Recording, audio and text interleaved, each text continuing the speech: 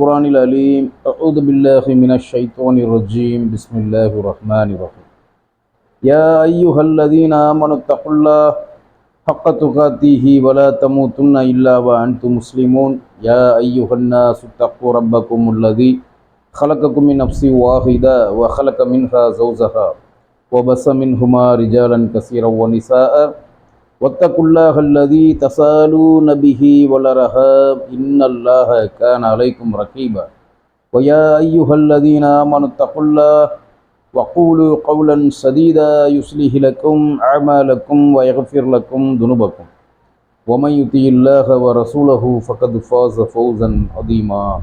அன்பார்ந்த இஸ்லாமிய சகோதர சகோதரிகளே, அல்லாஹு தஆலா அவனுடைய வேதமான அல் குர்ஆனிலே சொல்லுகிறான். சூரா அல் பக்ரா சூராவின் 256வது வசனத்தில் அல்லாஹ் சொல்லுகிறான், லா இக்ராஹ ஃபித்தீனி கத் தபய்யனர் ருஷ்து மினல் ஹய்யி ஃபமை யக்ஃபுர் பித்தாஹூத்தி வ யுக்மின் பில்லாஹி ஃபகதிஸ் தம்சக பில் உருவத்தில் உஸ்கா லன் ஃபிசாம லஹா வல்லாஹு சமீஉன் அலீம். அல்லாஹு தஆலா இந்த வசனத்திலே சொல்லுகிறான், அல்லாஹுவின் மார்க்கமான மார்க்கத்தில் எந்தவிதமான நிர்பந்தமும் இல்லை. வழிகேட்டிலிருந்து நேர்வழி முற்றிலும் பிரிந்து தெளிவாகிவிட்டது. ஆகையால் எவர் வழிகெடுக்கும் தாகூதை விட்டு, வழிகெடுக்கக்கூடிய ஷைத்தான்களான அந்த வழிகெடுப்பவற்றை விட்டு நிராகரித்து, வழிகெடுக்கும் அனைத்தை விட்டும் நிராகரித்து அல்லாஹுவின் மீது நம்பிக்கை கொள்ளுகிறாரோ அவர் அருந்து விடாத மிக பலமான கயிற்றை நிச்சயமாக பற்றி கொண்டார். அல்லாஹ் யாவற்றையும் செவியேற்பவனாகவும் நன்கு அறிபவனாகவும் இருக்கிறான். இந்த வசனத்தில் அல்லாஹு தஆலா அவனுடைய மார்க்கமான சத்திய இஸ்லாத்தில் எந்தவிதமான நிர்பந்தமும் இல்லை. நேர்வழி, வழிகேட்டை விட்டும் நேர்வழி தெளிவாகிவிட்டது. அல்லாஹ்வுடைய மார்க்கமான சத்திய இஸ்லாம் நேர்வழி. இஸ்லாத்தை தவிர்த்து இருக்கக்கூடிய கொள்கைகள் அனைத்தும் வழிகேடு. இஸ்லாம் மட்டுமே நேர்வழி. நேர்வழி எது, வழிகேடு எது என்று தெளிவாக்கப்பட்டு விட்டது.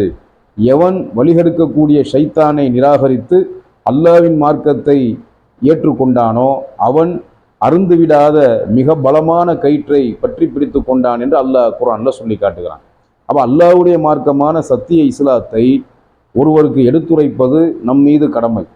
இஸ்லாத்திற்கு ஒருவர் வந்தால் அவருக்கு கலிமா சொல்லி கொடுப்பதும், அவருக்கு மார்க்கத்தை கற்றுக் கொடுப்பதும், அவருக்கு தேவையானதை செய்து கொடுப்பதும் நம் மீது கடமை.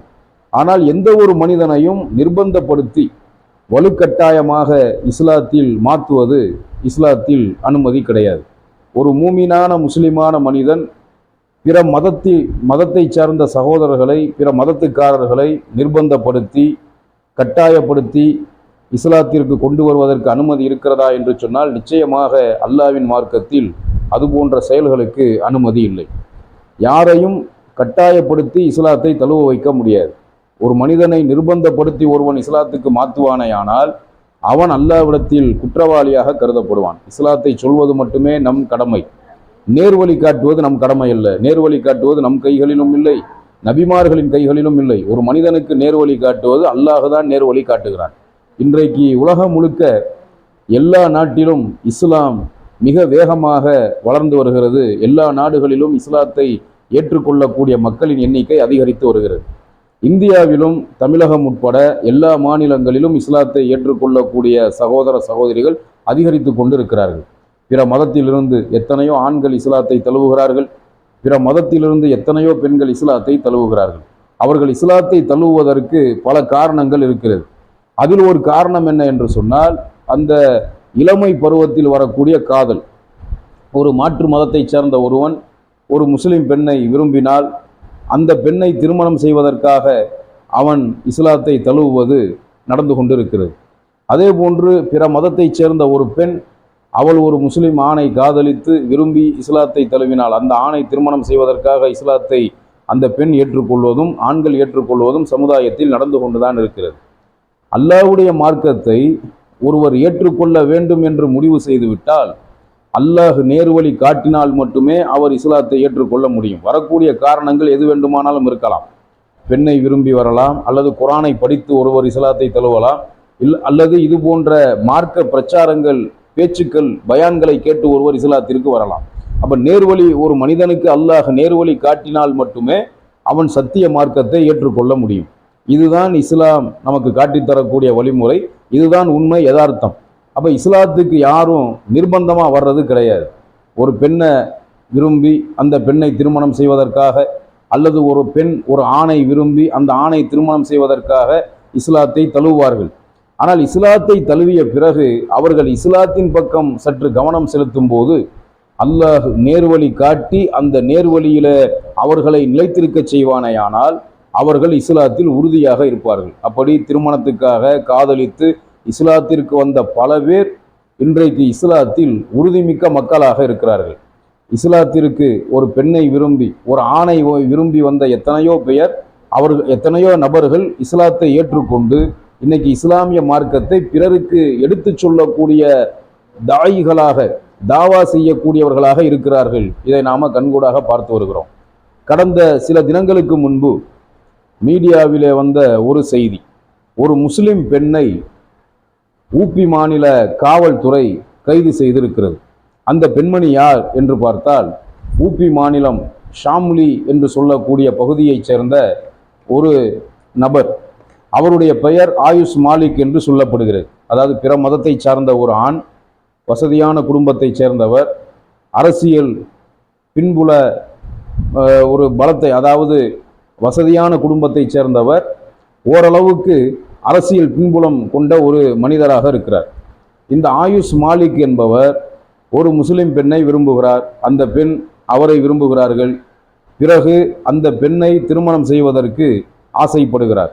அப்ப இஸ்லாமிய அடிப்படை என்ன? அல்லாஹ் குர்ஆன்ல சொல்லுகிறான், ஒரு முஸ்லிமான ஆண் ஒரு முஸ்லிமான பெண்ணைத்தான் திருமணம் செய்ய வேண்டும். இணை வைக்கக்கூடிய பெண் அல்லாஹ்வை ஈமான் கொள்ளாதவரை ஒரு முஸ்லிமான ஆண் இணை வைக்கும் பெண்ணை திருமணம் செய்யக்கூடாது. இது அல்லாஹ்வுடைய கட்டளை, நபி அவர்கள் நமக்கு காட்டி தந்த வழிமுறை. அல்லாஹ் குர்ஆன்ல சொல்லுகிறான், உங்களின் பெண்களுக்கு, மூமினான பெண்களுக்கு மூமினான ஆண்களையே திருமணம் செய்து வையுங்கள். இணை வைக்கக்கூடிய ஆண் அவன் அல்லாஹ்வை ஈமான் கொள்ளாதவரை மூமினான பெண்களுக்கு நீங்கள் திருமணம் செய்து வைக்கக்கூடாது என்று அல்லாஹ் சொல்லுகிறான். அந்த இணை வைக்கக்கூடிய ஆண் உங்களை கவரக்கூடியவனாக, வசதி உள்ளவனாக, செல்வந்தனாக, உங்களை கவரக்கூடிய விதத்தில் அழகானவனாக இருந்தால் கூட அதை விட அல்லாஹ்வுக்கு இணை வைக்காத ஒரு மூமினான அடிமை ஆண் சிறந்தவன். இந்த சட்டத்தை அல்லாஹ் ஆணுக்கும் சொல்லுகிறான், பெண்ணுக்கும் சொல்லுகிறான். அப்ப இணை வைக்கக்கூடிய ஒரு பெண் பார்ப்பதற்கு அழகாக இருக்கிறாள், வசதியாக இருக்கிறாள், எல்லா விதமான ஒரு நல்ல உலகத்தில் உள்ள எல்லா விதமான வசதிகளும் அவரிடத்தில் இருக்கிறது, கவரக்கூடிய ஒரு தன்மை அந்த பெண்ணிடத்தில் இருக்கிறது.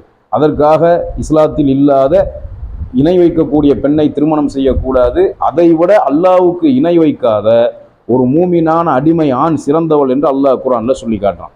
இது குர்ஆன்ல அல்லாஹ் நமக்கு சொல்லி காட்டக்கூடிய அறிவுரை, அல்லாஹ்வுடைய கட்டளை. இதை புரிந்த அந்த ஆயுஷ் மாலிக் என்பவர் அந்த பெண்ணை விரும்புகிறார். அந்த பெண்ணை திருமணம் செய்வதற்கு ஆசைப்படுகிறார்.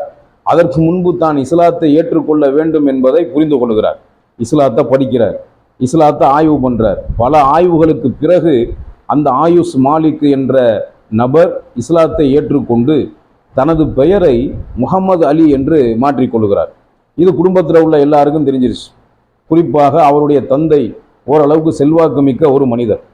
அப்போ செல்வாக்கு மிக்க அவருடைய குடும்பத்தில் உள்ள எல்லாருக்கும் தெரிஞ்சிருச்சு. அவர் ஓப்பனாகவே சொல்லிட்டாரு, நான் ஒரு முஸ்லீம் பெண்ணை விரும்பினேன், நான் அந்த பெண்ணை திருமணம் செஞ்சுக்க போகிறேன், நான் இஸ்லாத்தை ஏற்றுக்கிட்டேன்னு சொல்லி இஸ்லாத்தை ஏற்று, இஸ்லாத்தை படித்து ஆய்வு பண்ணி தெரிஞ்சு இஸ்லாத்தை ஏற்றுக்கிட்டு அந்த பெண்ணையும் திருமணம் செஞ்சுட்டார். அந்த பெண்ணை திருமணம் செய்த பிறகு அவர் எந்த பெண்ணை விரும்பினாரோ அந்த பெண்ணை இஸ்லாமிய முறைப்படி நிக்கா செய்த பிறகு அந்த ஆயுஷ் மாலிக் என்ற முகமது அலியினுடைய தந்தை போலீஸில் புகார் கொடுக்கிறார். யார் மேலே? அவர் யாரை திருமணம் செஞ்சாரோ அந்த முஸ்லீம் பெண் மேலே. இந்த பெண்மணி என் மகனை மதம் மாற்றிட்டா, இந்த பெண்மணி என் மகனுக்கு ஆசை வார்த்தை காமிச்சு மயக்கி ஏமாற்றி கட்டாய மதமாற்றம் பண்ணிட்டான்னு சொல்லி அந்த பெண்மணி மீது, முகமது அலி என்ற அந்த ஆயுஷ் மாலிக்கினுடைய மனைவியின் மீது பொய் புகார் கொடுத்து அந்த புகாரை ஏற்றுக்கொண்ட காவல்துறை அந்த பெண்ணை கைது செய்திருக்கிறது. இந்தியாவில் மதமாற்ற தடை சட்டம் சில மாநிலங்கள் அமுல்ல இருக்கிறது. மதமாற்ற தடை சட்டம்னா என்ன? யாரையும் கட்டாயப்படுத்தி மதமாற்றம் செய்யக்கூடாது. அப்படி இந்தியாவில் எந்த ஒரு முஸ்லீமும் முஸ்லீம் அல்லாதவர்களை கட்டாய மத மாற்றம் பண்ணுவது கிடையாது. அவங்களா விரும்பி தான் வருவாங்க. விரும்பி வர்றாங்கன்னு சொன்னால் அல்லாஹ் நேர்வழி காட்டினா தான் இஸ்லாத்துக்கு வருவாங்க. அப்படி வரக்கூடியவர்களுக்கு இஸ்லாத்தை சொல்வதும் அவர்களுக்கு கற்றுத்தருவதும் அவர்களுக்கு தேவையான உதவிகளை செய்வதும் நம் மீது அல்லாஹ் சுமத்தி இருக்கக்கூடிய ஒரு கடமை. அப்போ அந்த அடிப்படையில் அவர் இஸ்லாத்தை ஏற்றுக்கிட்டாருங்கிறதுக்காக அந்த ஊபி மாநிலம் பாஜக ஆளுகிற ஒரு மாநிலம், முஸ்லிம்களுக்கு எதிரான அடக்குமுறைகள் அந்த மாநிலத்தில் எந்த அளவுக்கு நடக்கிறது என்பது நம்ம எல்லோருக்குமே தெரியும். அப்போ அவருடைய புகாரை ஏற்றுக்கிட்ட காவல்துறை அந்த பெண்ணை கூப்பிட்டு விசாரித்து முறையாக நடவடிக்கை எடுக்காமல் அந்த பெண்ணை கைது செஞ்சு சிறையில் அடைத்திருக்கிறது. அது மட்டும் இல்லாமல் இந்த முகமது அலி என்ற ஆயுஷ் மாலிக் என்ற இவருக்கு கொலை மிரட்டலையும் விடுகிறார்கள். சில இந்துத்துவ கட்சிகளை சேர்ந்த சில RSS சங் பரிவார் அமைப்புகளை சேர்ந்த சில பேர் இவரை மிரட்டுறாங்க. இந்த மிரட்டலுக்கு அவர் பணிந்தாரான்னு கேட்டால் பணியலை. அவர் ஓப்பனாக சொல்கிறாரு, நான் யாருடைய ஆசை வார்த்தைக்காகவும் இஸ்லாத்தை தழுவலை, யாரும் என்னை பிரெயின் வாஷ் பண்ணி என்னை இஸ்லாத்துக்கு மாற்றலை. நான் பல ஆய்வுகளுக்கு பிறகு படித்து சிந்தித்து பல ஆய்வுகளுக்கு பிறகுதான் நான் இஸ்லாத்தை ஏற்றுக்கிட்டேன். நான் இந்துவாக பிறந்தது என் குற்றம் இல்லை, ஆனால் நான் இந்துவாக சாக மாட்டேன், ஒரு முஸ்லீமாகத்தான் சாகுவேன். நான் இஸ்லாத்தில் இருக்கிறதுனால என் மனைவியை, நான் இஸ்லாத்தை ஏற்றுக்கிட்டதுனால என் மனைவியை கைது செஞ்சு சிறையில் அடைச்சிருக்காங்க. யார் புகார் கொடுத்து அடைச்சி சிறையில் அடைச்சிருக்காங்க, கைது பண்ணாங்கன்னு எனக்கு தெரியும். என்னதான் எனக்கும் என் மனைவிக்கும் எவ்வளவு எதிர்ப்புகள் வந்தாலும் நான் சாகும்போது ஒரு முஸ்லீமாகவே சாகுவேன், முஸ்லீமாகவே கொல்லப்படுவதற்கும் நான் தயாராக இருக்கிறேன். இவர்களுடைய அரசாங்கத்தின் மிரட்டலுக்கு, காவல்துறையின் மிரட்டலுக்கு, இந்துத்துவ கும்பல்களினுடைய மிரட்டலுக்கு நான் அடிபணிய மாட்டேன், பயப்பட மாட்டேன். நான் செத்தா முஸ்லீமாகத்தான் சாவுவேன்னு அந்த நபர் உறுதியாக இருக்கிறார். அல்லாஹு ரப்புல் ஆலமீன் அந்த முகமது அலி என்ற அந்த சகோதரருக்கு ஆயுஷ் மாலிக் என்று முகமது அலி என்று பெயரை மாற்றிக்கொண்டு, ஆயுஷ் மாலிக் என்ற பெயரில் உள்ள அவர் முகமது அலி என்று தன்னுடைய பெயரை மாற்றிக்கொண்டார். இஸ்லாத்தை ஏற்றுக்கொண்ட அந்த சகோதரருக்கு அல்லாஹு தாலா ஈமானிய உறுதியை தர வேண்டும். நாட்டில் எப்படியெல்லாம் முஸ்லிம்களுக்கு எதிரான அடக்குமுறைகள் நடக்கிறது என்பதற்கு இந்த சம்பவம் ஒரு மிக பெரும் எடுத்துக்காட்டாக, மிக பெரும் ஆதாரமாக இருக்கிறது. அந்த சகோதரருக்கு அல்லாஹு தாலா இன்னும் ஈமானிய உறுதியை தர வேண்டும். கைது செய்யப்பட்ட அந்த பெண்மணிக்கு அல்லாஹு தாலா நீதி வழங்க வேண்டும். இதை நாம் கண்டனமாக தெரிவிப்பதோடு சம்பந்தப்பட்ட அவர்களுக்காக அல்லாஹ்விடத்திலே பிரார்த்தனை செய்ய வேண்டும். எல்லாம் வல்ல அல்லாஹ் அந்த இருவருக்கும், முகமது அலி என்ற இஸ்லாத்தை ஏற்றுக்கொண்ட அந்த சகோதரருக்கும், இஸ்லாத்தை தன்னுடைய கணவர் ஏற்றுக்கொண்ட காரணத்தினால் அவரை திருமணம் செய்த அந்த பெண் அதற்காக கைது செய்யப்பட்டாலே அவர்களுக்கும் ஏற்பட்ட இன்னல்கள், கஷ்டங்கள், தொந்தரவுகளிலிருந்து அல்லாஹ் அவர்களை காப்பாற்றுவானாக. எல்லாம் வல்ல அல்லாஹ் அவர்கள் இருவருக்கும் அருள் புரிவானாக. வாஹிரு தாவானா அனில் ஹம்துலில்லாஹி ரப்பில் ஆலமீன்.